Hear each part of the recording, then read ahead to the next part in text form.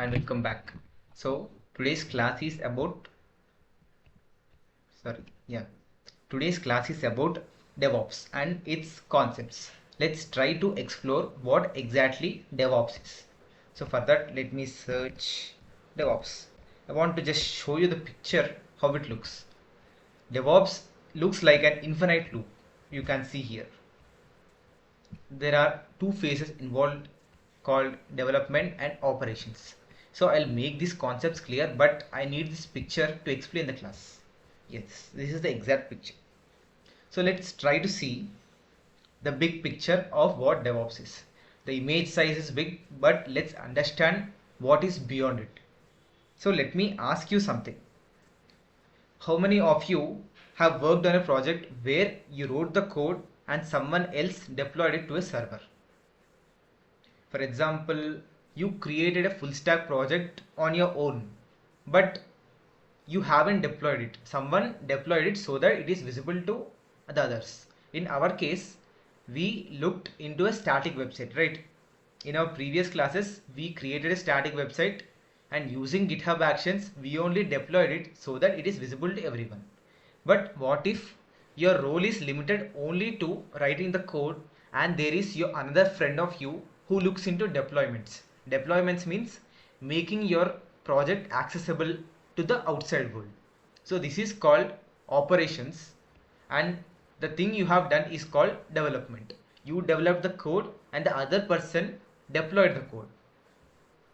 So this collectively is called DevOps. So DevOps helps the organizations to streamline the processes instead of one blaming the others, which means previously there used to be two different engineers for development and operations. Like even today there are two different engineers, but there is no a path between development and operations.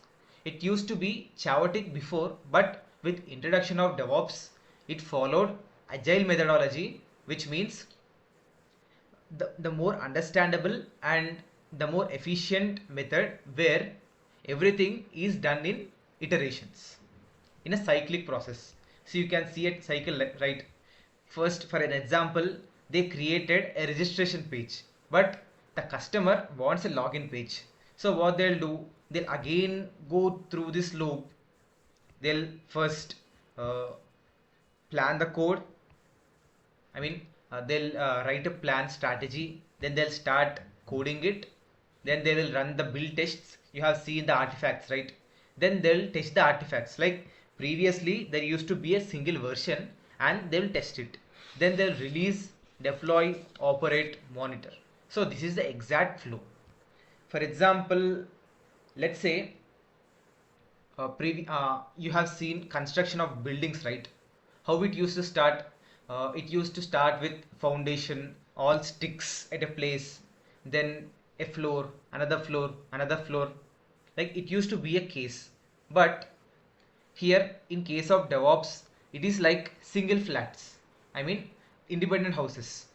They'll build a house whenever needed, and when there is requirement of another user asking a new house, then they'll construct another house instantly.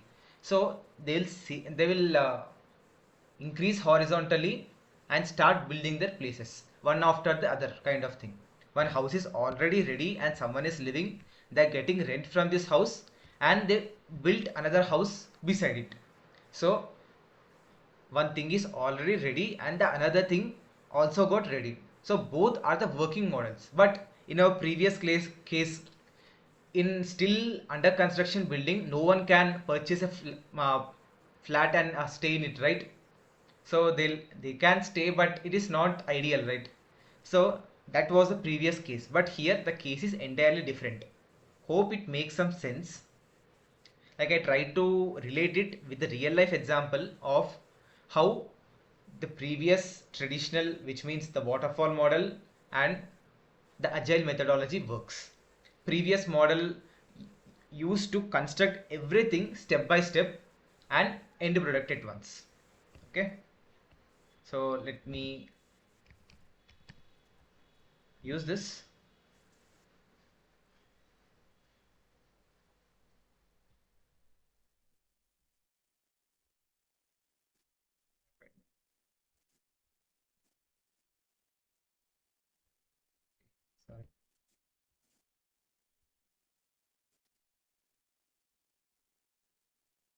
have used paint instead. Okay, that's fine. Okay,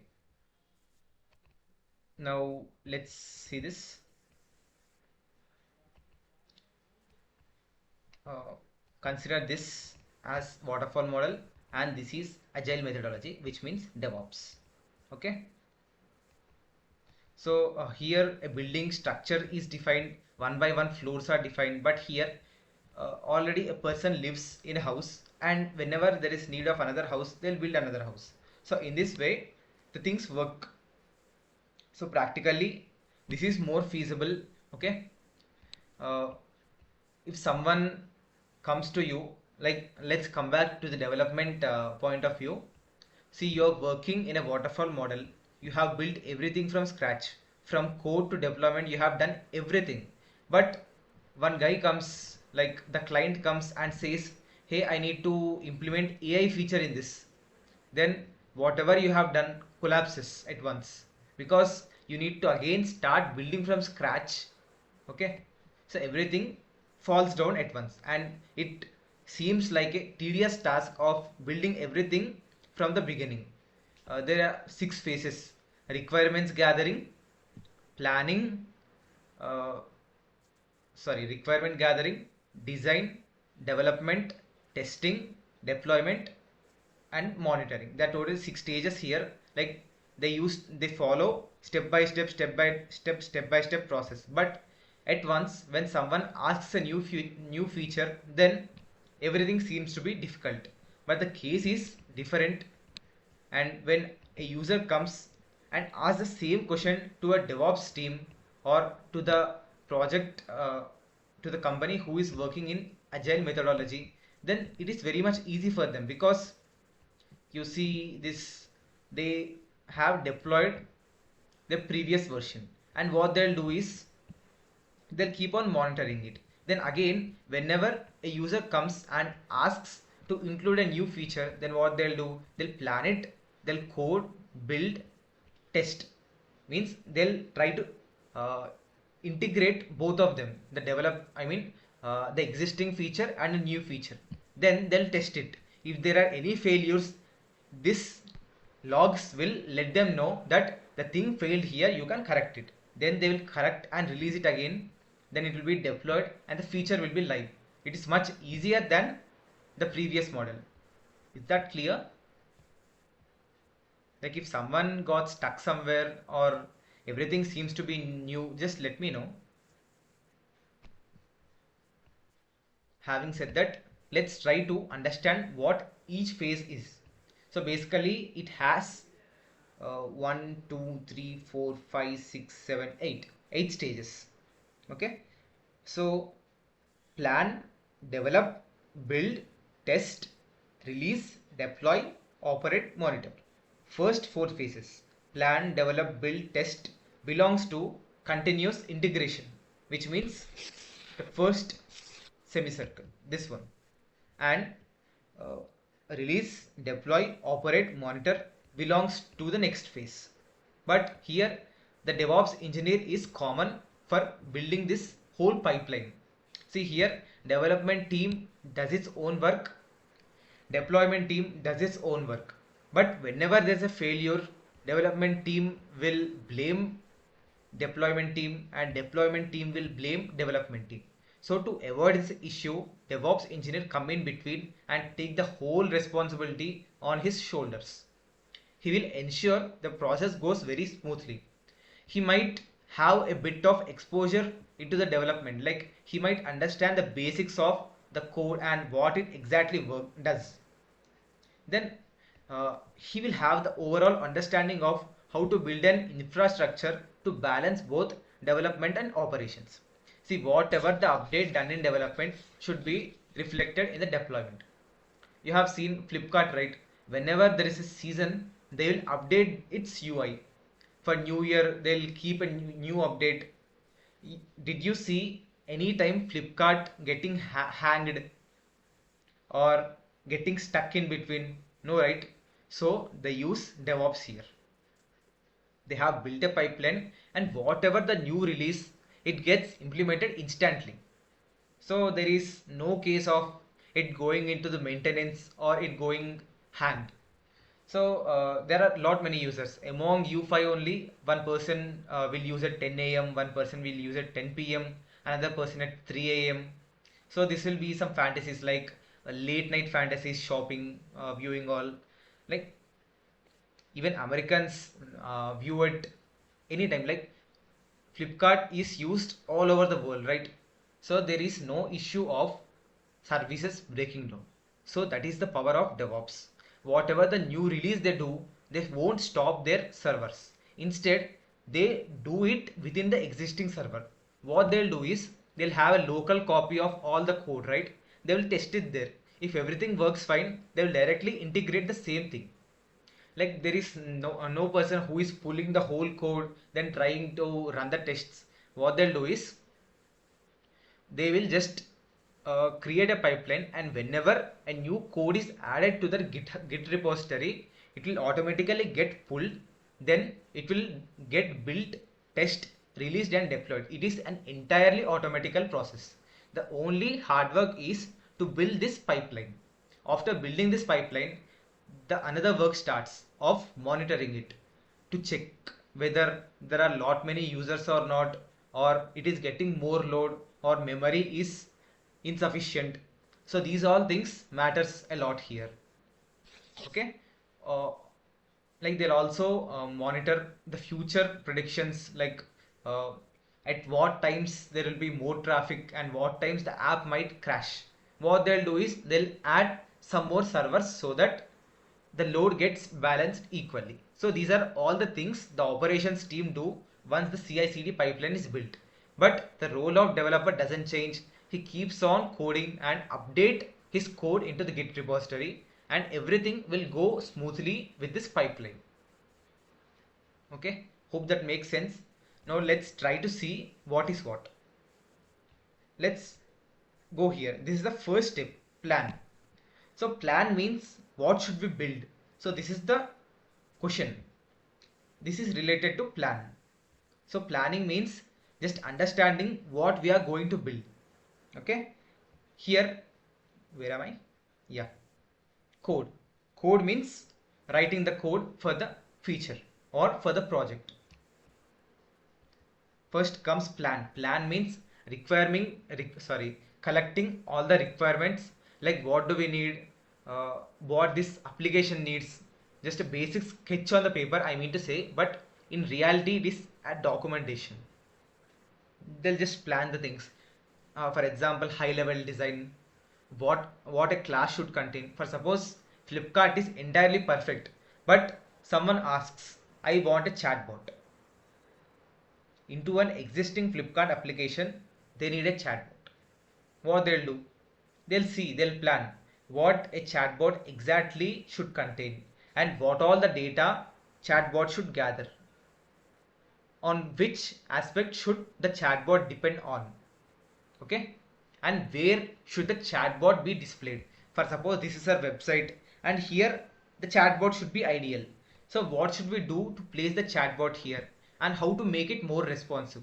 So these all things come under plan, and plan has classes, objects, and these all things. So this will act as a foundation to the coders. The coders will develop code based on the plan. Okay. For example, plan is like an architectural design of a house. Okay, this is a plan, and a developer builds the building according to this plan, right? So you should not compare you know masons. They just uh, collect, they just arrange all the bricks, like they'll build the house, right? Coders also start writing the code in the similar way. Here the engineer gives the plan, and you can say the coder as a supervisor or as a laborer just doing the work. Okay, then build. What does a build mean? Here plan is clear, code is clear, but what is a build? Build means compiling code automatically.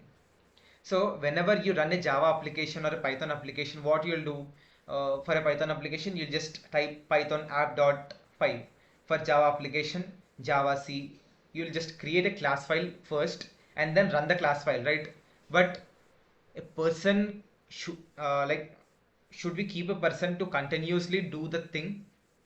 So to avoid that repetitive task, we build a CI/CD pipeline. So we build this pipeline. So after plan code, automatically what all the code is done, it will get built. So every part of code gets compiled. Here build means nothing but compilation of the code which you have done here. So how it happens? This code which developer writes will be pushed to the GitHub repository. I have also shown you previously how to push a code into GitHub repository and how to use Git. So these are all things. So they'll just build a workflow so that whenever there is a new change here, then it will affect here. For example, what should I consider? Sensors. You see sensors. Whenever you enter a shopping mall, if you carry a gun there, gun. So the sensor will automatically detect and siren and alarm. So is the exact thing happens here. They'll just build a sensor system here. Like practically a pipeline will be built here. Whatever the code, whenever a new code is added, an alert is generated and the build gets executed. How it gets executed? Previously there is a build which was successful, and if there is another code which is consistent, so it will automatically get integrated. But if there are some bugs in that code, then the previous build fails and the application gets crashed. So this is how it works, and also it shows logs onto the console of the developer. Hope these three things are clear. First, planning what to do, then coding the part. The code gets automatically pulled and gets compiled automatically. Then here the important phase is testing. There are different kinds of testing, right? Unit test, integrated test. So these all tests will be done. And there are some testing tools like SonarQube. Let's discuss them later. But for now, automatically the code is tested to check the quality. If there are any bugs within the code, after all this also you might find some bugs. So to identify them, automatically tests are done. Even after these tests, what happens in background is the testers also try to find if there are any bugs. But most of the cases they won't find in this pipeline. Okay. Then release and deploy. Then the code which is tested, it is the perfect code. The entire code is consistent. Then uh, the code will be pushed to servers with minimal downtime. I have told you, right? In Flipkart, they keep doing the updates. So whenever you refresh the page, sometimes you might find it wow, fantastic. Previously it was this version and automatically it got updated, but my system didn't the server didn't crash or anything didn't happen. It got updated within seconds. So this is the advantage. The servers has less downtime with this DevOps pipeline. Okay. Then operate and monitor. So keep it running and collect logs, fix bugs. So this is the concept of operate and monitor. So they'll just keep checking if there are any bugs, or they'll just collect the metrics. So whenever the app is going to crash, or whenever there is huge load, what should we do? These all things comes under monitoring. Is that clear? Sorry, Vamshi, I haven't shared my screen. But yeah, actually, during the recording, you can see the image also. So yeah, this is the image, DevOps pipeline. Okay, plan, code, build, test. So this comes under development stage, and release, deploy, operate, monitor. This comes under operations phase. So I apologize for the previous thing. You can once again check the video on YouTube to get much clarity about the class.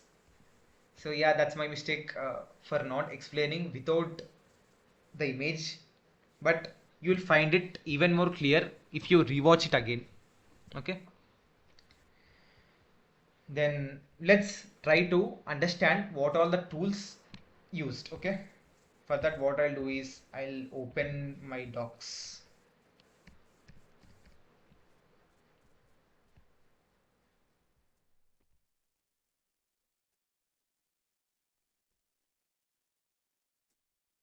Yes. So what I'll do is I'll keep it here and I'll split my screen just to let you know what I'm doing exactly. So what we have planning stage, right? Plan. So there are some tools used for planning. Jira, Trello. So these are the tools used for planning. You might find them very new to you because I haven't yet told you. Even if you have explored it, that's well and good. But in all our classes, I haven't yet touched these tools called Jira and Trello. But if you want, you can just let me know to explain any of this tool.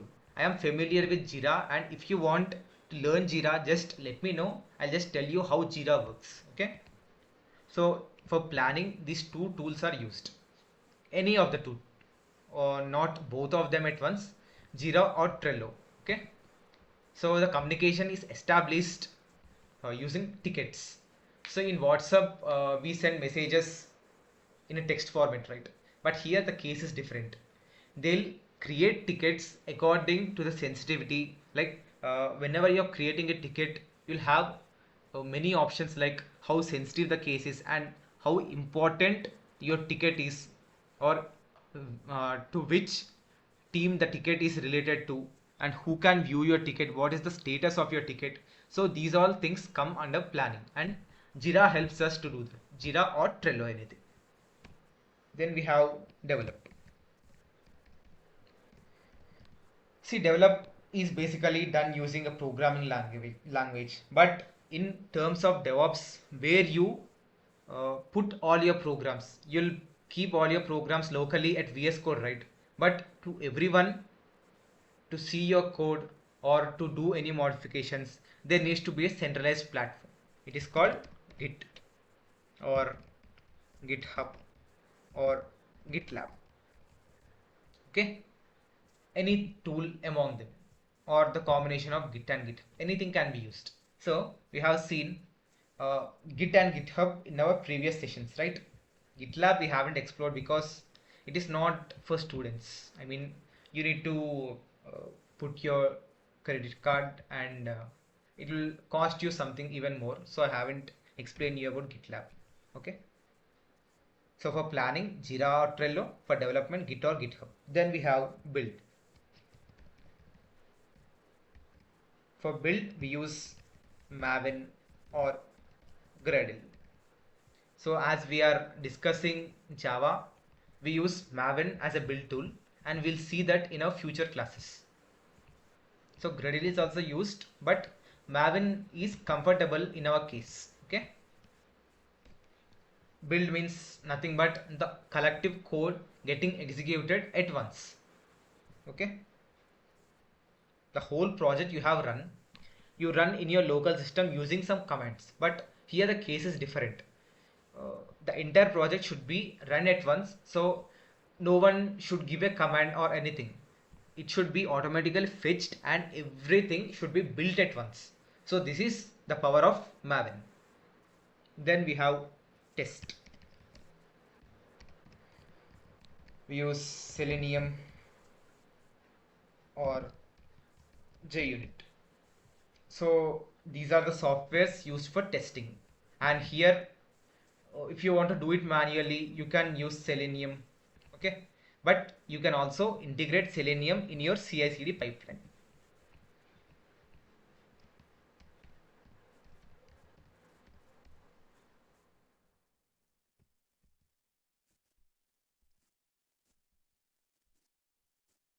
Okay,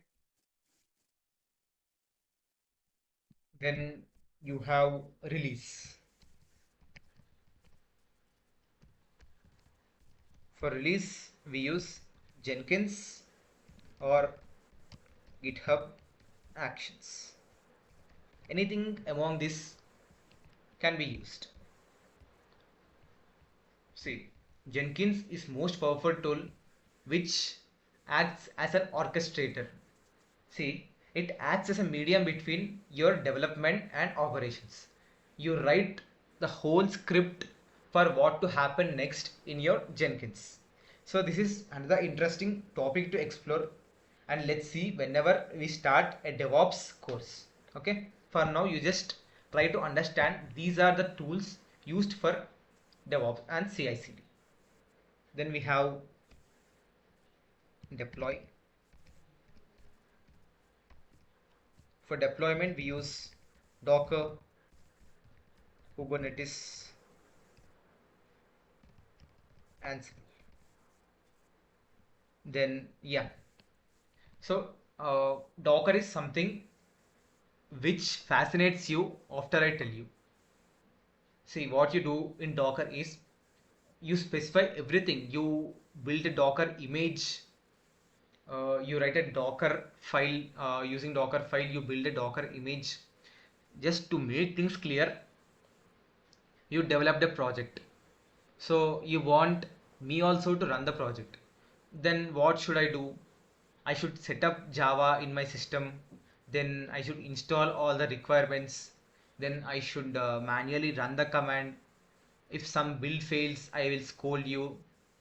Like, what have you done? In your case, it is running, but why it is not running for me? Whose side the mistakes is? In fact, I won't scold, but just telling in terms of manager or someone. So the advantage with Docker is you write a Docker script. What does a Docker script contain? It contains what programming language you are using and what steps should be done. How you specify everything.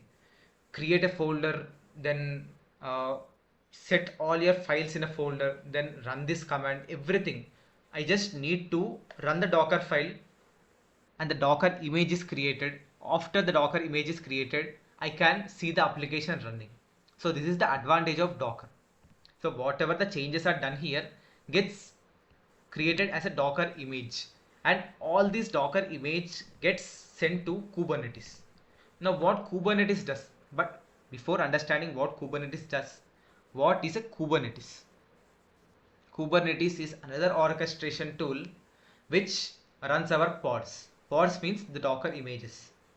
Like it, the Docker image gets rendered to the user, right, end user. So that is with the help of Kubernetes.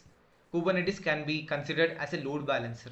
Like you can contain, you can have 3 to 4 versions of your application, where if one application fails, the another one gets executed. I'll let you know it more clear if we start a DevOps course. Okay. Then we have monitor. For monitor, we have Prometheus, Grafana, CloudWatch. So these are the tools used to monitor. Like any tool can be used, but why should we use it? Why monitoring is used? We have done everything till here. This okay, but why monitoring? See, whenever there is much load onto your system or your software, you need to keep track of it, right? You cannot just say, yeah, I have deployed an application, developed and deployed an application, that's enough. Now I'll relax, whatever happens, I won't care. You can't tell that, because you need to be responsible even after creation and deployment of the application. What you should do is uh, you won't keep on tracking everything, right? 24/7 you won't sit in front of system, because for example, let's take you are in a kitchen, you kept milk on stove, so you keep observing it for 10 minutes, like 5 minutes, nothing happens. But once you lose your attention and look somewhere around, then milk flows out of the vessel. So similarly, you keep observing it for 24 hours, nothing happens, but if you sleep, something happens. It might happen in that way. So in that case, what the developers do is they are even more intelligent, right? They will create a CloudWatch service. CloudWatch, what does it do? See, whenever something exceeds its limit, they'll set up a threshold value. uh, like the memory usage shouldn't exceed this much limit. If it exceeds, send me a mail noting stating that it exceeded your limit, kindly monitor it. So in that way they'll set up alerts whenever the cost increases also beyond $100 or $150. What they'll do is they'll just set up an alert system where they need not keep on monitoring everything. They'll just get the mail and act according to it. Okay, hope it is clear. Hope this part and the tools used are clear to you. Now let's try to take real world analogy. Let's try to relate both of them. But first let me say you the workflow. Okay. Let's say I write code and push it to GitHub. Then see, I write code here. I write code somewhere in VS Code and then push it to GitHub. So here comes my pipeline part. Then Jenkins automatically pulls the code, builds it, tests it, and if it is successful, it deploys to a server using Docker releases. Okay, you don't touch anything manually. Okay, to make it even more simple to you, imagine ordering food on Zomato. You select your items, the chef cooks, food is packed, tasted, marked for delivery, delivered, and you give a rating. So DevOps is like the delivery pipeline. Now let's try to relate both of them. So you are selecting your items. This is called plan. And the chef cooks, which is called coding part. Now the food is packed, which is called build stage. Then tasted. Here taste can be considered as a test. Then marked for delivery, which means release. Then delivered is called deploy. Okay, and you give a rating, which is called monitor. Hope it is clear with the example of Zomato. Okay, now I have done my part. Just I want to ask few questions, the basic questions. Okay, yeah. So the question is, what does DevOps stand for? I need a few answers from you guys. Dependent operations. So these all responses are correct, but the last one can be correct. Yeah, it is perfect. So I got three answers, perfect answers. Yeah. Now coming to the second question, name any two DevOps tools. Name them if you have worked on it. Like I have told you, like you have used a couple of tools previously, right? Just tell those tools. I've told you what all the tools are used in what all the phases. Okay, just tell me two tools. Okay, Git and GitHub source code management. Perfect. So it is used in code stage. And anyone? Any try? Maven and Docker. Perfect, Vamshi. Perfect. Any other tries?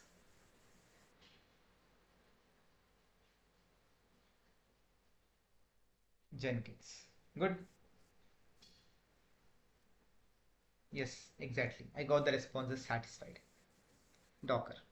Perfect. So, another question. Why is automation important in DevOps? Why can't we do everything manually? Yeah, Postman is also used for testing, but it is used for manual cases. Whenever you're working on a pipeline, you'll use tools like SonarQube or jQuery or Selenium, Cucumber, such kind of tools. Okay, exactly, safe. Automation is used to speed up the process. Previously, what was done and why there is need for DevOps.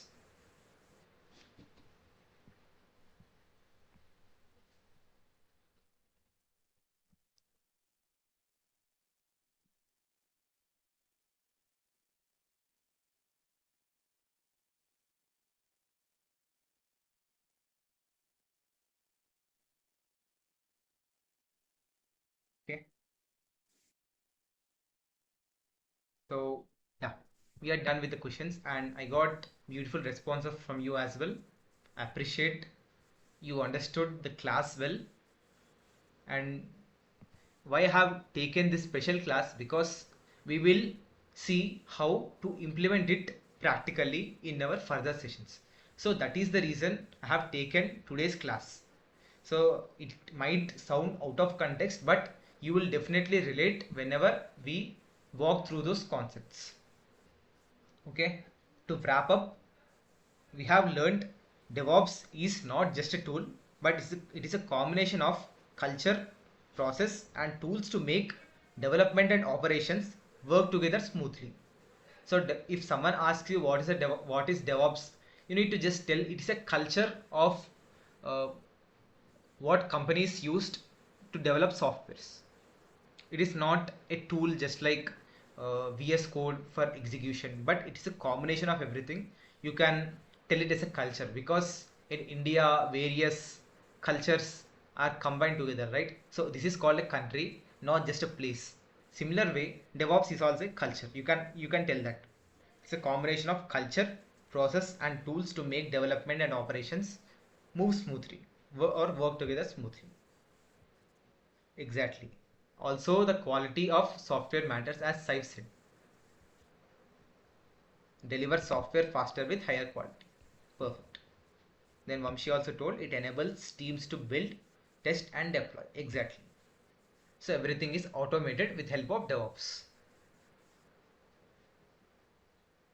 And any more questions?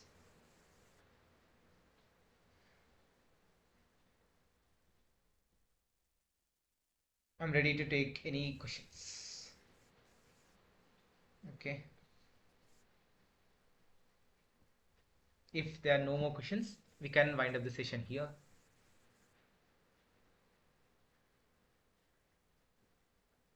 Yeah, and tomorrow's session uh, will be on how do you integrate front end with back end. It's a simple to do application, you'll see. Okay,